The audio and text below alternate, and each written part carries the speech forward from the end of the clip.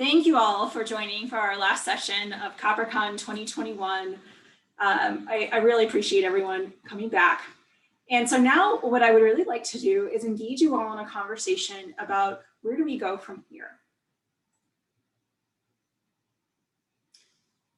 So COPRHCon, it follows this evidence lifecycle approach and is designed as a 3-year conference series. Last year focused on planning and getting funded. This year we focused on implementation and conduct. And next year we'll cover the last 2 phases, dissemination, implementation, and sustainment, as well as de-implementation of ineffective or supplanted evidence.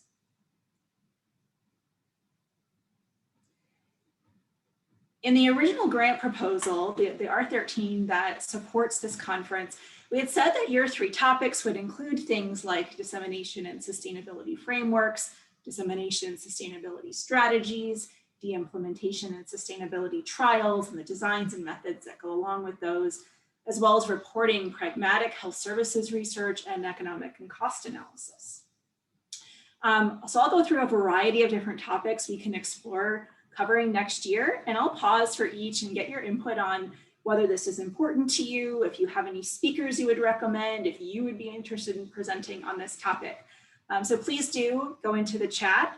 And then I also was inspired by Julia Moore's talk where she used the annotate feature. So we've turned that on as well. And so I'll invite you to do that annotation. And so to turn on annotation, what you'll do is go to those the options in your little Zoom bar, and then you can select annotate.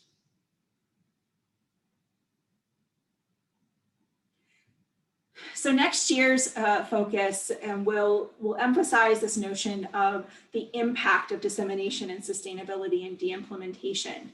And one potential framework we could explore is this translational science benefits model, which comes out of Washington University in St. Louis and some investigators there.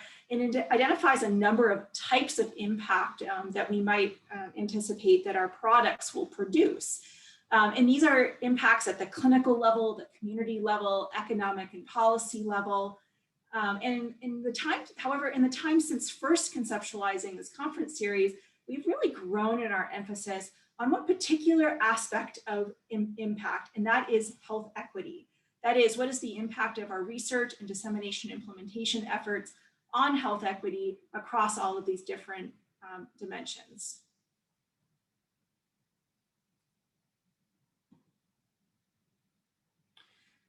So this enhanced focus on health equity next year and these health equity topics and the intersection and responsibility of dissemination implementation science will be something that we cover most certainly next year. For instance, we might explore this health equity implementation framework or the EQDI model as shown here. So before I move on, if you wanted to share in the chat, oh, and I'm supposed to turn off annotate names. How do I do that, Katie? I'm not sure if you're looking at names. Hi, Bethany, it's Julia. You can go to the top right of your screen and you'll have a drop-down menu and it says hide annotate names and just click on that. Perfect, I got it. All right, so now your annotations are private. And so I'm really interested in everyone's perspectives on the role of health equity and what you'd like to cover next year. And so you can either type into the chat or maybe put a mark over one of these models if this is something you'd like to know more about. So what do you all think about covering health equity topics next year?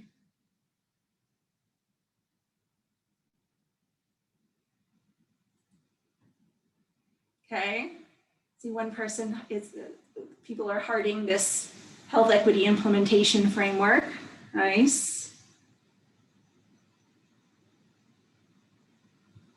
All right. Any other suggestions for equity frameworks?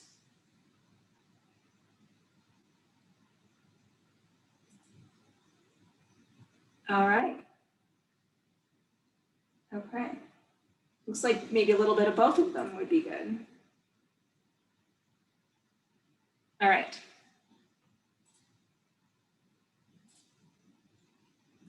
So next year's focus on dissemination sustainability. Oh, I have to clear these. How do I do that, Julia? You have to pull up your annotation bar. Okay. So I just did it for you. Perfect. Okay, thank you. See, I'm learning. Okay, so next year's focus on dissemination and sustainability will cover this important concept of designing for dissemination and sustainability. So according to Rabin and Brownson, this concept refers to a set of processes that are considered and activities that are undertaken throughout the planning, development, and evaluation of an intervention to increase its dissemination and implementation potential. So in this figure here, which is a figure that I and some colleagues have been developing for a paper that we're writing on this topic, you can see this proposed schema for situating design processes in the context of preparing for dissemination of evidence, which includes both, importantly, a dissemination product. So for instance, an intervention, a program, a service model, a technology tool, policy, methods, guidelines, as well as, importantly, a way of messaging and packaging and distributing that product to the intended audience. And so next year, we really hope to dig into this little salmon box, we're calling it, that focuses on design processes, design outcomes, and design products. So I am curious, which of these different types of design processes might you be interested in learning more about? You can use your annotate feature again.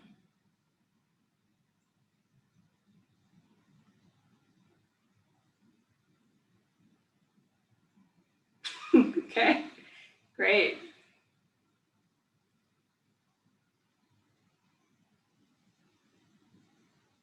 All right. I'm seeing lots of interest in the systems and complexity science. This came up earlier today. This group loves application of frameworks. Maybe a little bit on marketing and business. Can't do anything, can't design anything without your stakeholders involved, so we'll definitely touch on that. All right, okay, yes, I see, systems and complexity science. We will definitely do that next year, great. Okay, Mike, maybe you can clear that for me again. So for instance, next year we might explore some methods and approaches related to user-centered and collaborative design, such as collaborative hackathons. These are often used in technology development. I've always wanted to learn how to do this, as well as design thinking methods. Anyone want to vote for any of these?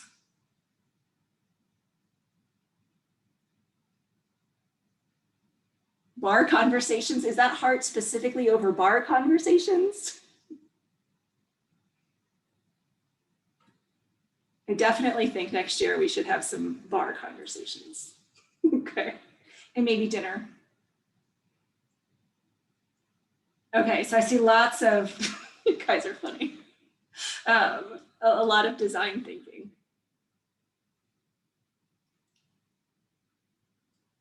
Meeting partners, jogging. I love it. Sleeping.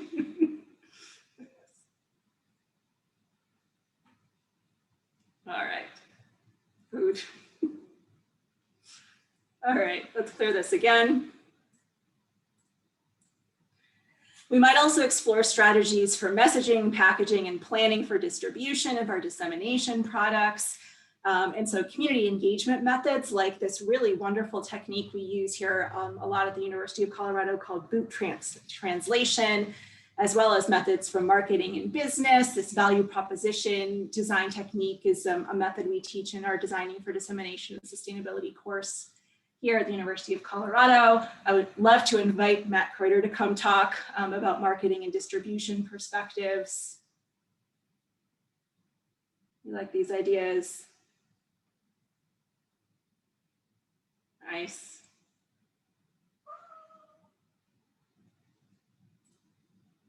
All right, let's clear that again.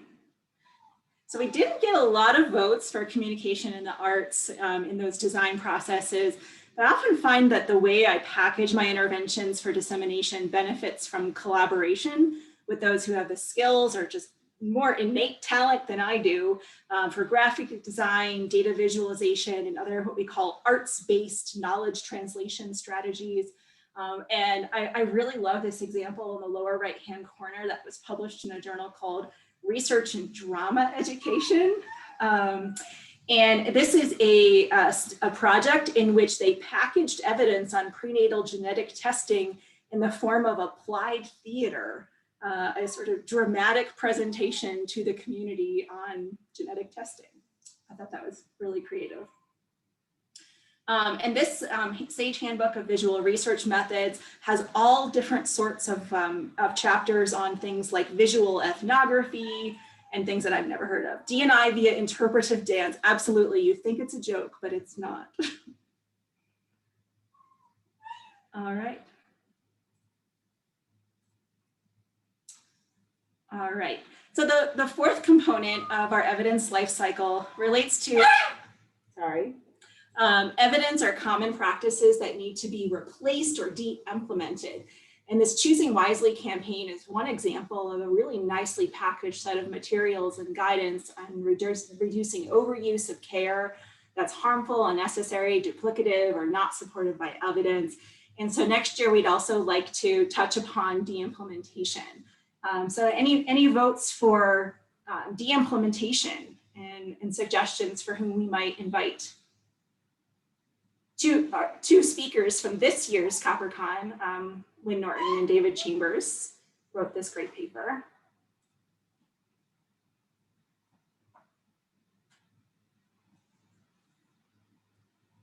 All right, so we'll cover that a bit. All right, we'll discuss strategies for reporting pragmatic research and encouraging transparency, specifically around reporting elements of external validity or generalizability of research. And this year we talked a lot about context and describing our adaptations, and growing more comfortable with the idea that we will have ceaseless adaptation, that we anticipate adaptation. Let's make sure that we're reporting on context, on changes to ensure fit to context. And so Drs. Glasgow, Hoochman, and Brownson have this great paper on the expanded consort model and increasing transparency and reporting on external validity. You can see this, this consort diagram here that includes a space for reporting on contextual factors and participation rates and representativeness. This is another way of reporting on health equity considerations, is who's participated. And so Dr. Glasgow and Dr. Fort presented on assessing and reporting on reach and representativeness at COPRCon this year. And so I'm sure that talk, which has been archived, everything's been archived, will help guide you in this as well. Okay. This past year, we had a fairly in-depth webinar series on cost and sustainability. And I don't really want to duplicate that at COPRCon next year. The archives are available. Instead, I would anticipate building upon topics that are covered in the webinar series and emphasize topics like policy analysis, design and packaging of cost and value informed sustainability plans, business models, commercialization strategies. Any of these sound good to you you'd like us to cover? Sorry, the dog thinks we're done.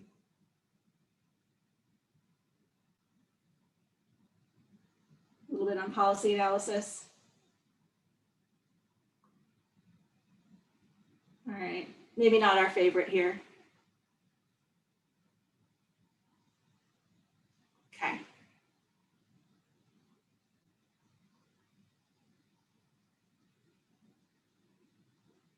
All right, no one wants to get rich on our D&I science and pragmatic research? Okay.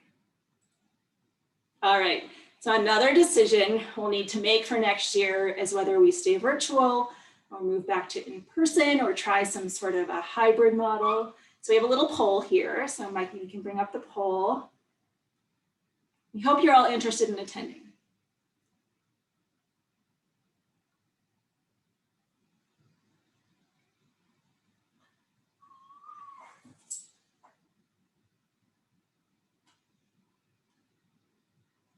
All right, a 70% response rate.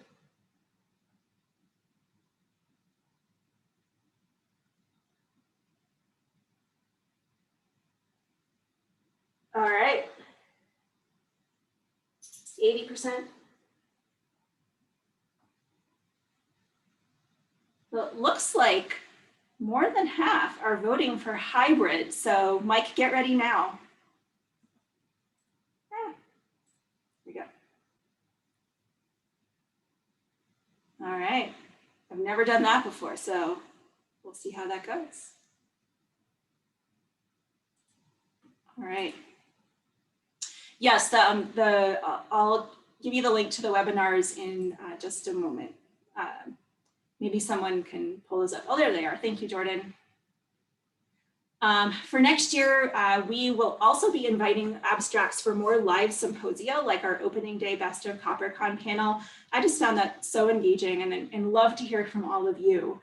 We're especially interested in abstracts on novel dissemination and sustainment strategies and projects that were informed by methods you learned at this conference series. So you get bonus points if you can say, I learned this at COPRH.